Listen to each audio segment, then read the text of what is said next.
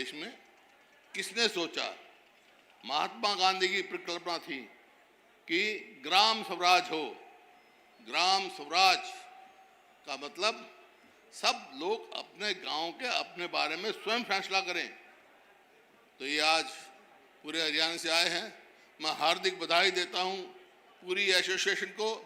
इतना कामयाब जो सम्मेलन किया अपने पंचायती सम्मेलन, उसके लिए आपको बहुत बहुत हार्दिक बधाई और शुभकामनाएं। और एक बात और कह के जा रहा हूं, जो आज यहाँ भीड़ इकट्ठी हुई है, सब आए हैं भाई, ये हरियाणा की राजनीति में भी और पंचायती राज की संस्थाओं में भी रंग लेके आएगी, खाली नहीं जाएगी आज की भीड़। आज क्यों हम इकट्ठे हुए? हम इकट्ठे हुए हैं कि जो पंचायती राज की गांधी जी ने कल्पना की और 2 अक्टूबर 1959 में पंडित जवाहरलाल नेहरू ने, जो देश के प्रधानमंत्री थे, नागौर में पंचायती राज का उद्घाटन किया। पंचायत के राजस्थान में सबसे पहले आई और उसके बाद 1989 में श्री राजीव गांधी जो है 73वां संशोधन लेके आए संविधान में। लेकिन पहले उनकी जो है भगवान को प्यारे हो गए। उसके बाद 91 में चुनाव हुआ। मेरे को इस बात की खुशी है कि जब ये 73 और 74वां संशोधन पार्लियामेंट में पास हुआ, मैं उस समय सांसद था।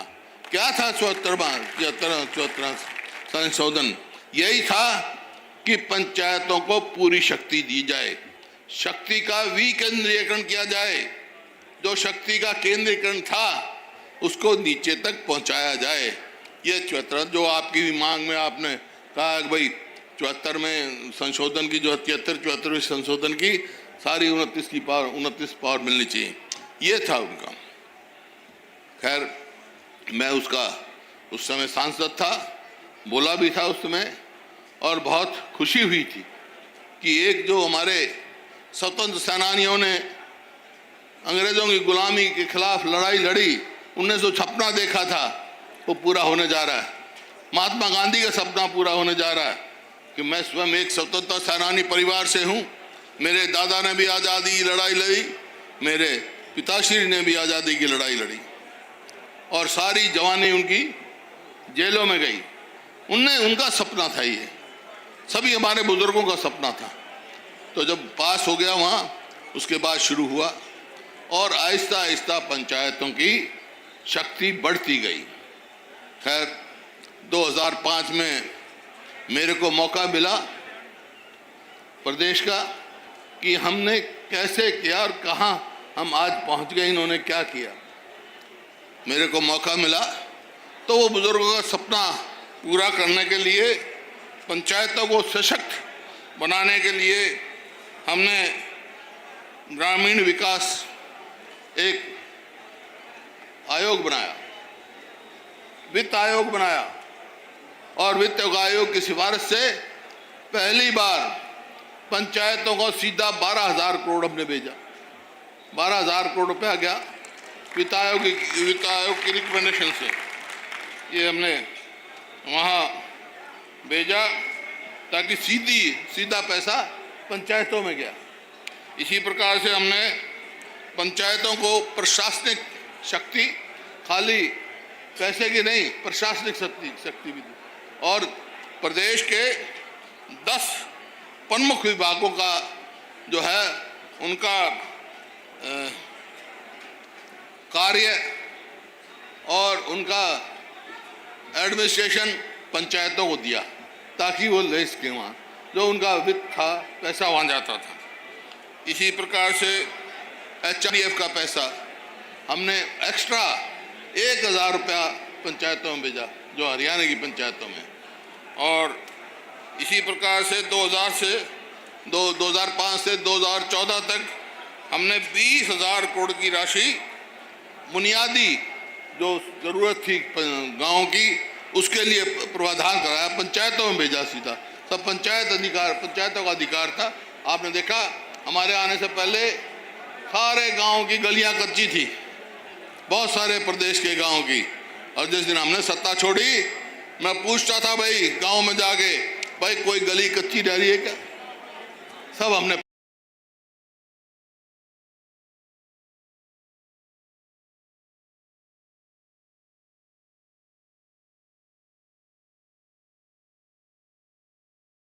डेवलपमेंट का था, हमने रूरल डेवलपमेंट अथॉरिटी बनाने का काम किया और उसके अंतर्गत 98 गांवों को हमने आदर्श गांव दिया चुना, जो 10,000 से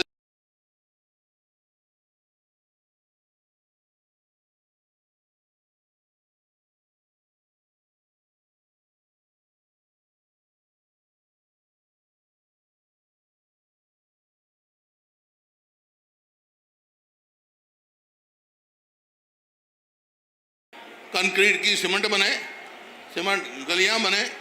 5,000 करोड़ रुपया हमने दिया वहाँ उसमें, ताकि गाँव में भी बने। इसी प्रकार से मुख्यमंत्री अनुसूचित जाति निर्मल बस्ती 2014 तक 1730 गांव में 1,000 करोड़ हमने दिया हूँ। इसी प्रकार से महात्मा गांधी ग्रामीण बस्ती योजना, इसमें 3,82,100 गज के प्लॉट दिए हमने। और इस सरकार ने एक भी प्लॉट दिया तो गांव का नाम बता दो और प्लॉट बता दो भाई। इसी प्रकार से गांव में सब साफ सुथरे रहें, गांव सबको काम भी मिले। 11,000 सफाई कर्मचारी एक कलम से मैंने लगाए थे गांव में। अब वो है, उनकी तनख्वाह भी बेचारे बैठे हैं हड़ताल पे। इसी प्रकार से मैं हमारे से पहले जो सरपंच हैं, जिला परिषद के सदस्य हैं, चेयरमैन हैं, मेंबर हैं, उनको कोई मानदेय नहीं मिलता था। हमने शुरू किया, ये हमने शुरू किया पहली दफा और बढ़ता चला गया। आगे मौका आएगा वो बताएंगे, वो तो बढ़ेगा ही। जब असली सरकार तो यही है जो मेरे सामने बैठी है, असली सरकार का हमने किया। और 470 गांव में हमने राजीव गांधी स्टेडियम बनाया ताकि वहाँ के बच्चे खेल सकें। आगे अब तो दर हो रहे होंगे, मेंटेनेंस नहीं हो रही। और 500 गांव में खेल का मैदान बनाया। ये हमने मोटी मोटी बताई ये बात, लेकिन मकसद यही था कि गांव का जो है विकास हो और वहाँ के लोग खुद करें। मेरे को तजुर्बा है, जैसा कुलदीप शर्मा जी ने बताया, मैंने अपना कैरियर शुरू किया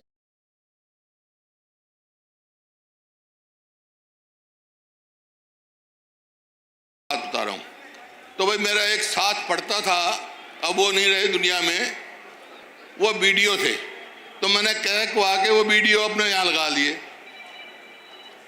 ठीक है, पंचायत समिति की मीटिंग हुई और उसके बाद वो प्रोसीडिंग पर दस्तखत कराने लेके आया, तो उसमें क्या लिख रखा उसने, मेरा क्लास फेलो लिख रखा, सारी वित्तीय शक्ति बीडीए को दी जाती है।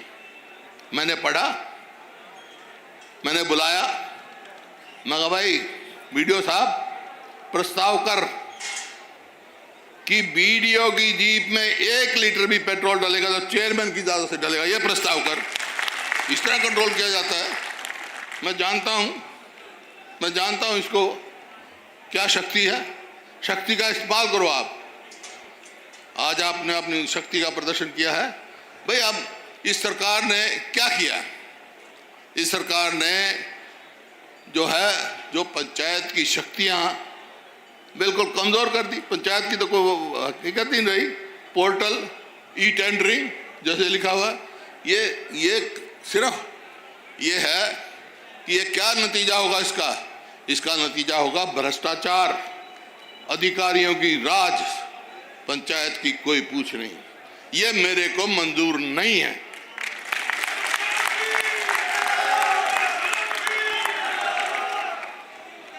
ये मंजूर नहीं है।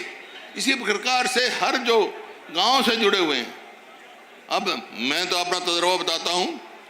जब मैं बना तो बिजली के बिल थे, उन पे झगड़ा हुआ, भाई आदमी भी मरे वहाँ जींद में। मेरी सरकार बन गई तो मैंने कहा भाई 1600 करोड़ बिजली के माफ करता हूं। कोई माना नहीं, अफसर कह जानी नहीं हो सकता, मैं मना कर दिया, कैसे नहीं हो सकता, करके दिखाया। तो करने की नीयत होनी चाहिए भाई, इनकी नीयत ठीक नहीं है, मौजूदा सरकार की नीयत ठीक नहीं है। ये विकेंद्रीय करने की बजाय हर शक्ति को केंद्रीय कर चाहते हैं, कुछ अधिकारियों के हाथ में चढ़ाना चाहते हैं। ये हमारे को तो मंजूर नहीं। जैसे मैंने बताया, अब कई बात आती है कि भाई वैसे तो ये सरपंचों का सम्मेलन है,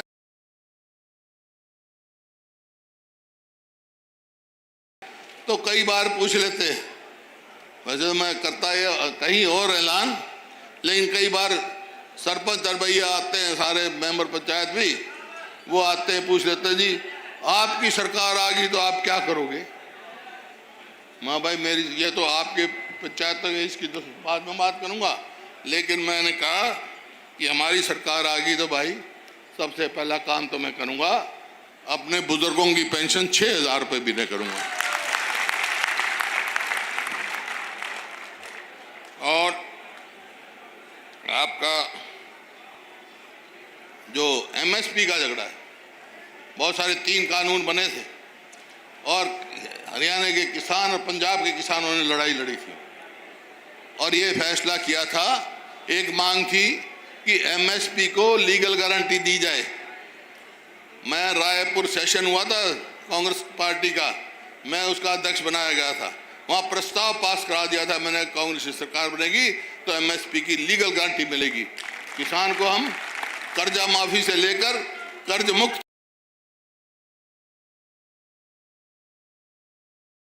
इसी प्रकार से हमारी बहनें बैठी थी यहाँ, बहुत सारी अब भी हैं। आजकल कोई चूल्हे पर तो रोटी पकाता नहीं भाई, बहुत कम पकाते हैं, गैस सिलेंडर लेके आते हैं। अब गैस सिलेंडर हो गया 1100-1200 का, अफोर्ड नहीं होता, तो गैस सिलेंडर से राजस्थान में कर दिया 500 रुपया गैस सिलेंडर मिलेगा उनको। और जो गरीब आदमी के 100-100 गज के प्लॉट इन्होंने बंद कर दिए, 3,82,000 में दिए, वो हम फिर से चालू करेंगे, जो हमारी स्कीम इन्होंने बंद कर दी।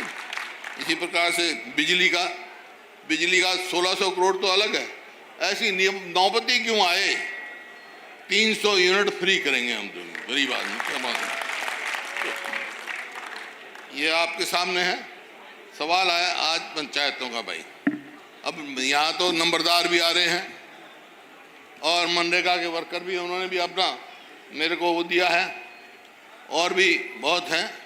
तो नंबरदारों को तो ये कहना चाहूँ भाई, मैं जो है ना, नंबरदार तो मेरी जंगी फौज है, ठीक है ना, उनका पूरा सम्मान रखा जाएगा। वो तो नंबरदार तो पहले बन लिए थे जंगी फौज, अब सारी पंचायत मेरी जंगी फौज बन जाओ भाई, मंजूर है। तो अच्छा, तो इसी प्रकार से मनरेगा के वर्क, मतलब इस सरकार ने कोई भी जन हितैषी काम फैसला नहीं लिया। जो फैसला लेते हैं जन विरोधी लेते हैं, ना किसान के हित का, ना मजदूर के हित का, ना व्यापारी के, ना कर्मचारी का, ना शहरी का, ना ग्रामीण का। कोई एक फैसला बता दो, ना खिलाड़ियों का। मतलब मेरे को 30 इस बात की रहती है, 2014 में जब हमारी सरकार गई तो हरियाणा पूरे देश में प्रति व्यक्ति आय में, प्रति व्यक्ति निवेश में, नौकरी देने में, कानून व्यवस्था में पूरे देश में नंबर 1 था। आज कहाँ हम 9 साल के बाद पहुँच गए, हम किस चीज़ में आज नंबर 1 हैं। हमें बेरोजगारी में, जैसे बताया सरपंच साहब ने, रणवीर ने, कि हमारे बच्चे जा रहे हैं विदेशों में, कोई वो डोंकी रास्ता है, वो कोई मर भी जाए रास्ते में बेचारे, और ये जब पहुंच जाए जब यहाँ पटाखे चलाओ गामा में। बेरोजगारी में, महंगाई में और कानून व्यवस्था में हम अपराध में ऊपर से 2-3 के बीच में आ गए। तो ये है भाई इनका 9 साल का। तो ये तो फैसला आपने करना है, इनसे पीछा छुड़ाना है या रखना हो तो आप करोगे, समय पर कर दियो। जैसे इन सरपंच ने कहा कि भाई ये अत्याचार, चाहे वो सरपंच हो, कोई हो, आपकी आंगनबाड़ी वर्कर हो, जो बात मांग रखता आपने, कहते लाठी चार्ज कर दो। भाई अत्याचार का प्रजातंत्र में तो बदला वोट की चोट से लिया जाता है, वो तुमने फैसला करना है। बाकी रखी मांग इनने सरपंच साहिबान ने, एक तो संविधान के 73वें, वो तो मैं कह चुका उस संविधान का तो मैं वोटर हूँ भाई। जब ये 73वां वो संशोधन हुआ तो मैं उसमें लोकसभा का सांसद था और उसमें हमने जो की थी, जो पावर पंचायत को मिलनी चाहिए वो पंचायत के ही पास रहनी चाहिए, इस बात का मैं आपकी सहमत हूँ। दूसरा, इन्होंने लिखा है राइट टू रिकॉल एक्ट निरस्त किया जाए। सही बात है, राइट टू रिकॉल सरपंच का जब होना चाहिए जब विधायक का राइट टू रिकॉल हो, जब सांसद का राइट टू रिकॉल हो। अकेले मतलब उनका कैसे होगा? राइट टू रिकॉल का ये निरस्त करेंगे। और ई टेंडर प्रणाली, ये जो पोर्टल चला दिया ना, इसको खत्म करेंगे। जब हम अपनी सरकार पे, छोटी सरकार पे विश्वास नहीं करेंगे, भाई सरपंच हैं, मेंबर पंचायत हैं, जिला परिषद के मेंबर हैं, कॉर्पोरेट, आखिरकार वो लोगों के जवाब दे तो वही है मौके पर। वो लोग पूछ लेंगे, कोई बात होगी तो उनको ऊपर छोड़ो, विश्वास करना चाहिए। अविश्वास से कभी काम नहीं चलता। पंचायतों पर पूरा विश्वास हम रखेंगे, यही मैं कहने आया था आपसे। और ये कह रहे भाई कोई एमएलए का स्टेप ना हो, कोई एमएलए का, ये 4 ही मांग था, चारों वो 4 भाई मैं इस बात से सहमत हूँ, मंजूर है तुम्हारी 4 मांग।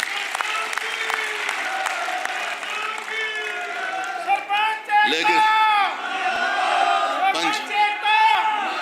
भाई पंचायती राज एकता कहो, सारी पंचायत राज हैं। अब मैं कह दूं एमएलए की एकता, एमएलए की एकता हो भाई, एक बात बताओ, तुम उनके हेड हो, तुम हेड हो। सरपंच का मतलब पंचों का हेड सरपंच, तुम्हारी पंचों के साथ ले जाने की भी जिम्मेवारी है। बिल्कुल जी बिल्कुल, हाँ, समझा ना। और पंचायतों के सरपंच और पंचों की क्या जिम्मेवारी है? गांव का भला करो, गांव के लिए लड़ाई लड़ो, गांव के हित की लड़ाई लड़ो। ये काम आप करोगे ना? बिल्कुल जी बिल्कुल। भाई यही मेरे को खुशी है भाई, यही मेरी सपना है। आज जो आपने यहाँ इतना बढ़िया कार्यक्रम किया, मैं उसके लिए आपको फिर से बधाई देता हूँ। और ये आज फिर कह के जा रहा हूँ, ये जो आज का ठुआ है ये खाली नहीं जाएगा भाई, हरियाणा की राजनीति में रंग लेके आएगा। बहुत बहुत धन्यवाद।